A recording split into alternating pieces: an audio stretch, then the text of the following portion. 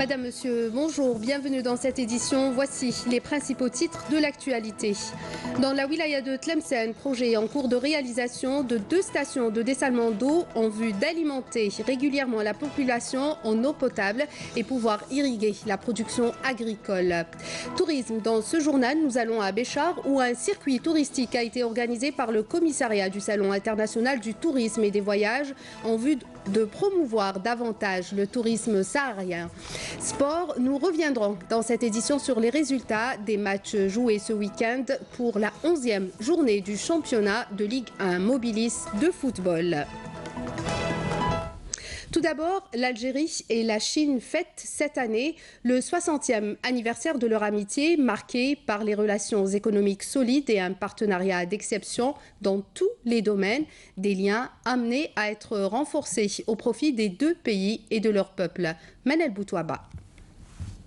Durant 60 ans, l'Algérie et la Chine ont pu tisser des liens solides et exceptionnels, traversant côte à côte des étapes cruciales de leur histoire, devenus un modèle de partenariat sud-sud gagnant, des relations que les 2 pays ont tenu à hisser au plus haut niveau, suivant la volonté des présidents des 2 nations et de leur peuple, une amitié durable qui remonte à bien avant l'indépendance de l'Algérie. في عمق التاريخ بدأت منذ 1958. Les relations entre les 2 pays sont enracinées et ont commencé depuis 1958 avec le soutien de la Chine au mouvement de libération de l'Algérie. Les relations ont toujours été basées d'ailleurs sur le soutien mutuel. Nous ne devons pas oublier également le rôle qu'a joué l'Algérie aux côtés d'autres pays africains dans son soutien à la Chine pour l'obtention d'un siège permanent au sein du Conseil de sécurité. Tout cela est basé sur des principes diplomatiques partagés par l'Algérie et la Chine, sachant que les 2 pays croient en l'importance des solutions pacifiques aux différents conflits et au recours au dialogue pour l'instauration de la paix.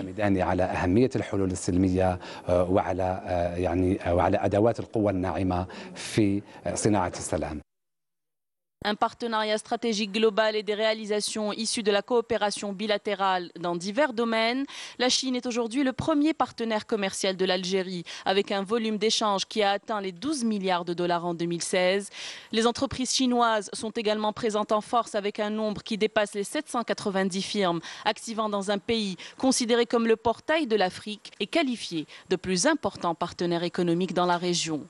Les relations entre les 2 pays ont pris un nouveau tournant en 2014, notamment après l'adhésion de l'Algérie au Forum de coopération sino-africain tenu à Pékin et à l'initiative chinoise de la ceinture et la route ou la nouvelle route de la soie. Les relations entre l'Algérie et la Chine sont basées sur le principe du partenariat gagnant-gagnant. L'Algérie occupe une place importante au sein de la stratégie et du plan de développement tracé par la Chine dans le cadre du projet de la route de la soie.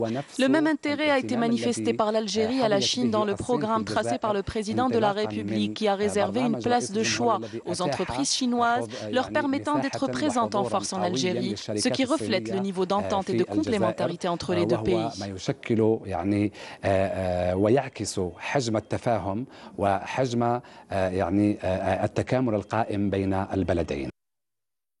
Le partenariat d'exception entre Pékin et Alger ne connaît pas la crise, amené, selon les experts, à être renforcé davantage, tout en s'adaptant aux spécificités des 2 pays dans des domaines comme les télécommunications, la télédiffusion ou encore le tourisme, outre ceux déjà existants. Coopération à présent, le ministre mauritanien des Affaires étrangères et de la coopération Smaïl Doulchir Ahmed entame aujourd'hui une visite officielle en Algérie au cours de laquelle il aura des entretiens avec le ministre des Affaires étrangères Abdelkader Messahel pour discuter sur les voies et moyens de renforcer la coopération bilatérale et se concerter sur les questions régionales et internationales d'intérêt commun. Le ministre de la Communication, Jamel Kawan, qui participait ce matin à l'émission de la chaîne 3, l'invité de la rédaction de Souhila Al-Hashmi, est revenu sur la participation des journalistes au prix du président de la République, Abdelaziz Bouteflika, sur le vivre ensemble en paix. Jamel Kawan est revenu également sur l'autorité de régulation de la presse écrite. On écoute sa déclaration. Mais je suis heureux de constater une participation record cette année. de tous les médias algériens, qu'ils soient du public ou du privé, des médias lourds ou de la presse écrite, de la presse électronique, tous les genres journalistiques ont participé. Le thème était livré un peu compliqué. Nous l'avons constaté au cours des travaux et des comptes rendus du jury. Mais c'est un thème extrêmement important pour nous, Algériens, qui avons connu les affres du colonialisme, qui avons connu la décennie que vous savez, et qui avons fait une sorte de pacte national, une sorte de contrat social, grâce à la politique de réconciliation initiée par le président de la République et adoptée par le peuple algérien. Pour ce qui est de l'autorité de la presse écrite, je peux vous dire que nous avons beaucoup progressé. Le fichier des journalistes a été assaini. En un mot, je vous dirais que côté institutionnel, nous sommes prêts. Nous sommes prêts pour la mise en place, le processus de mise en place de l'ARPE. À l'ouverture d'une journée d'études nationales à Tiaret sur la filière céréaliculture, le ministre de l'Agriculture, du Développement rural et de la Pêche, Abdelkader Bouazgui, a mis l'accent sur davantage d'efforts pour développer le secteur agricole, notamment la céréaliculture, en vue de soutenir l'économie nationale et contribuer à la concrétisation du programme du président de la République, Abdelaziz Bouteflika. Karim Maïfa. Augmenter et améliorer la production agricole pour s'offrir de nouvelles opportunités dans les marchés mondiaux, c'est tout à fait réalisable selon le ministre de l'Agriculture, Abdelkader Bouazgui, qui rappelle que la sécurité alimentaire est un des objectifs de la stratégie nationale visant à augmenter la production à travers l'extension des superficies agricoles.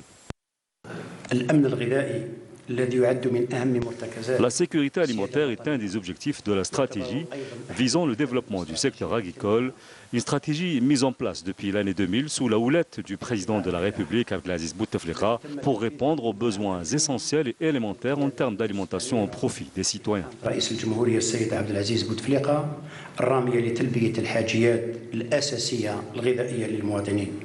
Après avoir situé l'importance de la céréaliculture et son poids économique, Bouazgui a rappelé que l'État mobilise des fonds considérables pour soutenir cette filière, dont la valeur de production a atteint l'équivalent de 220 milliards de dinars en 2018, contre 135 milliards de dinars la saison précédente.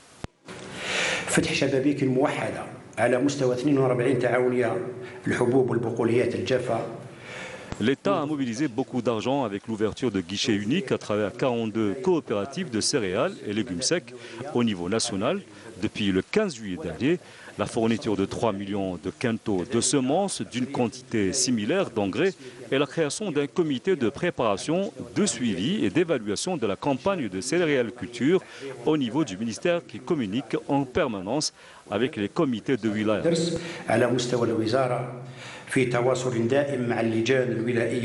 Avec la poursuite du financement de la campagne par les crédits RFIG et Tahadi, la wilaya de Tiaret aspire à se classer à la première place sur le plan national en matière de production céréalière, avec l'équivalent de 8,5 millions de quintaux, soit 10% de la production nationale. Tiaret qui est devenu un pôle important de culture de légumes secs, de maraîchers, en plus de l'élevage équin. Dans la wilaya de Tlemcen, 6 puits vont être rénovés. 2 stations de dessalement d'eau sont en cours de réalisation. L'objectif est d'alimenter régulièrement la population en eau potable et pouvoir irriguer la production agricole. Hasna Zoubiri. De nombreuses terres abandonnées dans la wilaya de Tlemcen sont devenues des terres agricoles très rentables qui produisent des fruits et légumes. Une rentabilité due aux efforts des agriculteurs mais aussi à l'aide de l'État, notamment en ce qui concerne l'octroi d'autorisation de forage de puits. J'ai souffert au début, mais depuis 2014, j'ai obtenu l'autorisation de forage de puits. Ça va beaucoup mieux. L'eau est essentielle dans l'agriculture. En 2018, nous avons octroyé plus de 400 autorisations aux agriculteurs pour réaliser des puits destinés à l'irrigation. La wilaya de Tlemcen, afin de garantir l'eau potable à sa population, a mis en place un plan d'urgence et pris des mesures, notamment la réalisation de stations de dessalement d'eau. Les travaux sont en cours pour rénover 6 puits dans la région de Bni Boussaïd et 2 stations de dessalement d'eau, une à Hammam Borara et l'autre à Ghazawat d'une capacité de 6000 m3. La population de la région sud de Tlemcen va être alimentée dans les semaines prochaines d'une manière régulière en eau potable après l'entrée en exploitation du grand projet du président de la République, à savoir le transfert de l'eau souterraine de la région ouest au nord. Le Front Polisario passe à l'action judiciaire. Il a déposé jeudi dernier des plaintes devant le procureur de la République de Paris, pôle spécialisé pour les crimes de guerre, contre 6 groupes français. Ces entreprises seraient impliquées dans le transfert par le Maroc de sa population dans le territoire du Sahara occidental. La correspondance est signée avec Belhouchette. L'exploitation illégale des richesses de notre peuple ne restera pas impunie. C'est le premier message adressé par la direction du Front Polisario à l'occasion du colloque international autour de la souveraineté sur les ressources naturelles et application du droit international au Sahara occidental, qui a réuni sociétés civiles, experts internationaux, élus, parlementaires et organismes de soutien à la lutte du peuple sahraoui pour l'autodétermination. C'est très important qu'il y ait un débat sur cette question et que notamment que dans un pays comme la France, où il y a des sociétés qui sont impliquées dans le pillage des ressources naturelles du Sahara occidental. Nous avons entrepris des actions déjà contre certaines et aujourd'hui nous avons annoncé également que pour certaines banques et compagnies d'assurance qui sont présentes sur le sol du Sahara occidental et par conséquent consacrent l'occupation, contribuent à l'occupation, renforcent l'occupation coloniale du Sahara occidental par le Maroc. Les entreprises en question sont la BNP Paribas, Société Générale, Crédit Agricole, le groupe AXA Assurance, la compagnie aérienne Transavia et le groupe UCPA, organisateur de séjours sportifs. Elles sont accusées de crimes de colonisation et transfert de population dans une zone occupée, une action appelée à se multiplier et à s'élargir à d'autres entreprises européennes. Chacun mesure et va pouvoir, dans le cadre d'un plan de travail, dans le cadre d'un plan d'action, et moi je serai dedans dans ce plan d'action, interpeller soit les sièges de sociétés à Paris, soit localement les petites entreprises en Bretagne, en Normandie, dans différentes régions de France, en disant voilà, ce que vous faites, le type de commerce que vous faites est illégal. Et donc ça c'est le premier impact. Le deuxième impact c'est de continuer à faire pression sur les autorités européennes, sur les États qui composent l'Union européenne, pour qu'ils respectent les décisions de leur cour de justice européenne. Et c'est pas gagné ça, parce qu'on a des États qui contestent, et notamment mon pays. En effet, cette démarche a été rendue possible grâce à la décision de la Cour de justice européenne qui a statué la distinction entre les deux territoires, marocains et sahraouis, plaçant les accords signés avec le Maroc au sujet des ressources sahraouis dans l'illégalité. Une décision de justice que la Commission européenne tente de détourner d'après les intervenants. Nous assistons de la part de certains pays européens et principalement de la France et de l'Espagne de manœuvres de contournement de ces conclusions de la Cour de justice de l'Union européenne qui risquent de dénaturer les conclusions juridiques émises par les magistrats de la Cour de justice et qui tentent aujourd'hui, encore une fois, à perpétuer la spoliation et la prédation des ressources naturelles du Sahara occidental par le Maroc. Le droit international a parlé, sauf que le droit aujourd'hui n'est pas respecté. Donc il est important que les travaux, les juristes, les politiques, les associations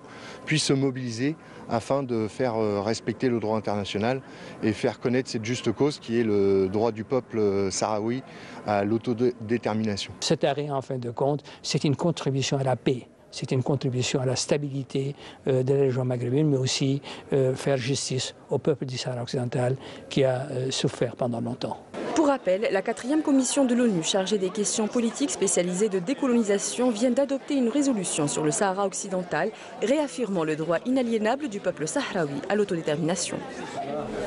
Et selon un communiqué du ministère de la Défense nationale et dans le cadre de la lutte contre le terrorisme et grâce à l'exploitation de renseignements, un détachement de l'armée nationale populaire en coordination avec des éléments de la Sûreté nationale a arrêté hier à Tissemsilt, 2e région militaire, 17 éléments de soutien au groupe terroriste. Et dans le cadre de lutte contre la contrebande et le crime organisé, un détachement de l'armée nationale populaire a appréhendé à Ingezem, 6e région militaire, 4 orpailleurs et saisi des outils de détonation, 9 motocycles, 26 groupes électrogènes, 13 marteaux-piqueurs et 5 détecteurs de métaux, alors qu'un autre détachement a intercepté à Biskra, 4e région militaire, un contrebandier est en possession de 3,87 quintaux de feuilles de tabac. Par ailleurs, des gardes frontières ont saisi à Tlemcen, 2e région militaire, une quantité de kif traité s'élevant à 64 kg, tandis que des éléments de la gendarmerie nationale ont appréhendé à Tamanrasset, 6e région militaire, un narcotrafiquant en possession de 20 000 psychotropes. Aussi, 7 immigrants de différentes nationalités ont été arrêtés à Tlemcen, précise le communiqué du MDN. À l'étranger et dans l'actualité internationale est résumée en bref par Naïma Haouch et on commence par la situation au Proche-Orient. De Palestiniens ont manifesté à Gaza et se tiennent largement à distance des soldats postés à la frontière dans un climat faisant redouter une nouvelle confrontation d'envergure. Justement, à l'est de Gaza, au moins 115 Palestiniens ont été blessés lors des heurts, dont 77 par des tirs à balles réelles. Le ministre palestinien chargé du dossier de la lutte contre la colonisation, Walid Assef, faisait partie des blessés. Les forces d'occupation israéliennes ont agressé des manifestants palestiniens qui observaient pourtant une protestation contre la démolition du village Khan al-Ahmar en Cisjordanie. Législative à haut risque en Afghanistan. Malgré l'insécurité et le climat de violence et de chaos logistique, les électeurs ont dû patienter des heures ou faire demi-tour en raison de nombreux dysfonctionnements dans les bureaux de vote. Une série d'attaques a fait des dizaines de tués et de blessés. Les autorités mexicaines rouvrent leurs frontières aux femmes et enfants faisant partie de la caravane de milliers de migrants, majoritairement honduriens, qui attendent sur le pont frontalier avec le Guatemala dans l'espoir de gagner les États-Unis. Des milliers d'autres attendent pour entrer au Mexique après avoir passé la nuit sur le pont dans l'espoir de continuer leur voyage vers le rêve américain. En marge du Salon international du tourisme et des voyages organisés cette année sous le slogan « L'Algérie, terre d'accueil et d'hospitalité », un circuit touristique a été organisé au profit de 30 personnes, dont 19 étrangères, représentant 11 tours opérateurs et 5 médias. Le voyage est organisé par le commissariat du Salon pour promouvoir le tourisme dans le Sahara algérien. Hassiba Abdallah nous emmène à Béchar. Dersour, qui s'élève au milieu du désert, entouré de dunes. Voilà donc un tableau qui a ébloui les membres d'une délégation étrangère venue découvrir les régions de la Saoura, du Touet et de Gourara. Des journalistes, mais aussi des représentants d'agences de voyage à la recherche d'un nouveau circuit touristique à proposer à leurs clients. Il a tout pour séduire. Pour nous, déjà, c'est un retour aux sources, un début de retour aux sources, parce que plus on descend au sud et plus on revient un peu sur les origines du tourisme, d'aventure.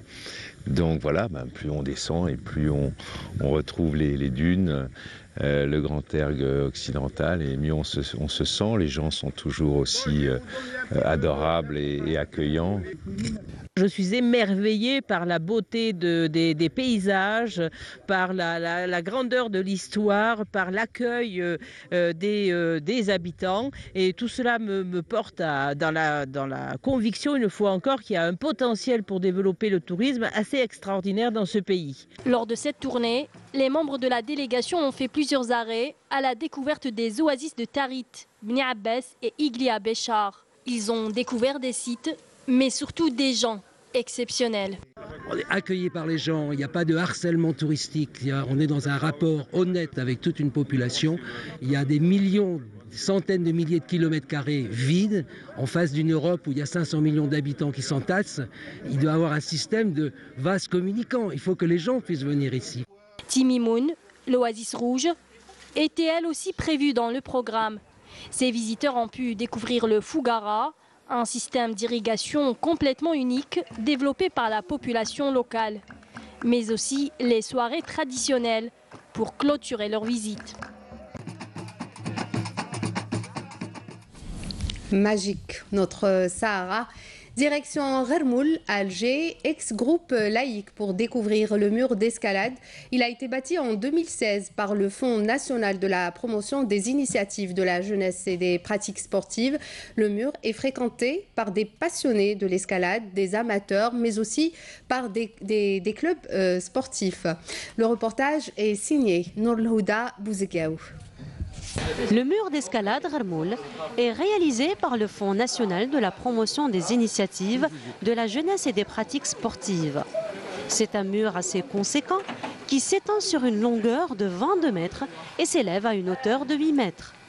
Il comporte 16 voies, du niveau plus facile aux débutants jusqu'au niveau supérieur. Les mesures de sécurité sont toutes prises en considération afin d'éviter tout risque lié à l'escalade. Il y a toujours un moniteur qui assiste les enfants ou bien même les adultes. Pendant l'activité, il y a plusieurs sécurités. Il y a la sécurité en grimpant, il y a la sécurité en assurant. Bon, l'assureur, il doit être plus confiant en lui-même. Et le grimpeur va avoir confiance dans le partenaire, oui, bien sûr. À part ça, il y a plusieurs matériels d'escalade qui sont faits pour être sécurisés. Par exemple, les cordons spéciaux, les baudriers, les assureurs. Il y a plusieurs méthodes pour assurer les personnes, donc tout le matériel et toutes les personnes qui vont l'escalade sont assurées. Ce mur se veut une belle imitation des vrais rochers d'escalade. Certaines voies de la structure sont bâties en relief. Yacine, venu de France pour passer des vacances, est agréablement surpris de voir le prolongement de sa passion ici même à Alger. On a d'ailleurs profité de ses petits conseils. Alors, le premier conseil qui est donné aux débutants, et j'étais encore débutant il n'y a pas longtemps et je suis encore un peu débutant, c'est pousser sur les jambes.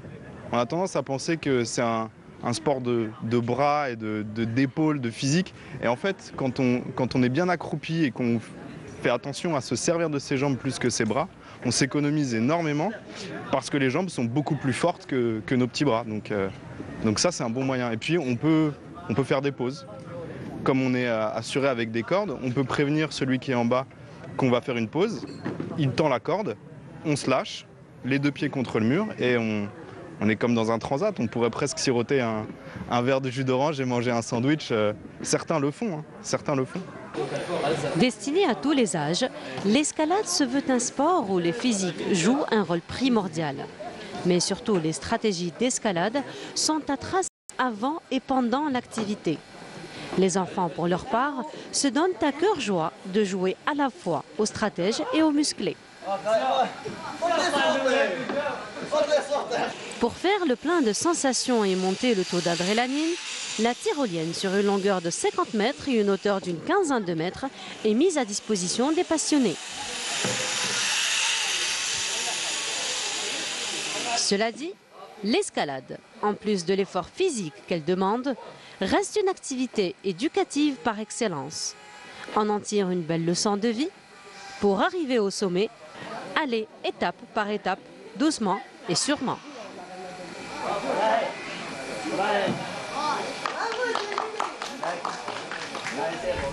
Et toujours sport, on va parler football. Le MC Alger a frappé un gros coup lors de la 11e journée du championnat de Ligue 1 mobiliste de football, disputée vendredi et samedi dernier en ramenant une victoire 1-0 de son déplacement chez le K Borj-Bouarerij au moment où le Mo Béjaïa et l'AS Ain Mila se sont neutralisés 0-0, tout comme le CS Constantine et l'Olympique Médéa sur sa lancée. Le Mouloudia Bekaa, qui restait sur 2 victoires consécutives, se propulse à la 3e place du classement général, ex aequo avec l'entente de Sétif, avec 18 points pour chaque club, au moment où le Cap Bourj Bouarerij reste scotché à la 12e place avec 11 points. De son côté, le MOB s'est neutralisé avec l'AS Ain Lila 0-0. Le MOB est 7e et aussi 7e ex aequo avec le CS Constantine avec 14 points, alors que l'ASAM est 10e avec 12 unités. Le CS Constantine s'est neutralisé à domicile avec l'Olympique de Médéa sur le score de 0 partout, un résultat qui arrange beaucoup plus l'équipe visiteuse. Le CRB a eu le dessus contre le NEHD, mais reste bon dernier au classement général avec 6 unités au compteur, alors que le NEHD, malgré la défaite, reste solidement accroché à la 4e place avec 16 points. Autre match à rebondissement, celui qui a mis aux prises la JS Saoura et le Paradou AC, se soldant par un score de 2-2. Voilà, c'était la dernière information de ce journal. Merci de nous avoir prêté attention. Tout de suite, les prévisions météo avec Feriel Chir. Tous nos programmes sont disponibles sur le site internet de la télévision, la chaîne YouTube ainsi que notre page Facebook. L'info continue sur Canal Algérie. Ce soir, vous avez rendez-vous à 19h avec Nadia Madassi. Excellente journée sur Canal Algérie. Au revoir.